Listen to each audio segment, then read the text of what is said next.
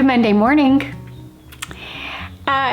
In the last neighborhood that Philly and I lived in, when we got married, he already had a home, so I moved in his home, and we've been there a couple years, and I just kind of felt this prompting that I needed to reach out to the women in my neighborhood. So I did.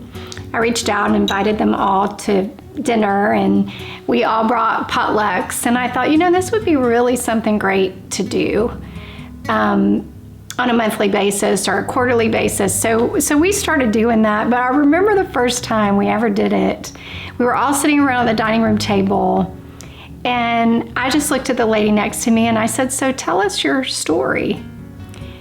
And she looked at me like, "What? I don't even know what that means." And so I just kind of helped her, just kind of tell me where you're from, tell me about your family, that kind of stuff.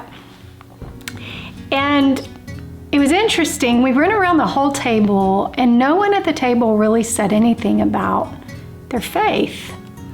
Well, anybody that knows me for probably 10 minutes knows that it's really hard for me to tell anything about my story without talking about Jesus. And I just shared really honestly and vulnerably about just the loss of my marriage, what God did for me and how he healed me in that, my marriage to Philly, the challenges with the kids, not all the gory details, but just, highlights.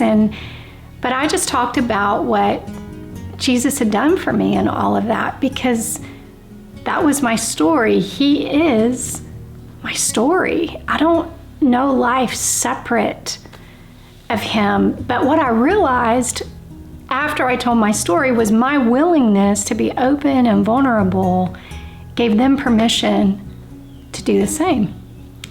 And they really began to look forward to those times together as I did, of course. And so when I was reading the passage this week for the Sermon on the Mount, I thought about that story because it says in Matthew 5:16, it says, "I'm putting you on a light stand." Remember last week we talked about being light. "And now that I've put you there on a hilltop on a light stand, shine. Keep open house. Be generous with your lives. By opening up to others, you'll prompt people to open up with God, this generous Father in heaven." And I'll be honest, I did actually witness, especially with one neighbor, a real and deep curiosity about the Lord. And it was my willingness to be open and vulnerable that kind of opened that door. So what does that mean for you in this moment, in this week? What if you prayed and asked the Lord, what does being generous with your life or open with your story look like for you? That's a really good question to ask this week. So let your light shine.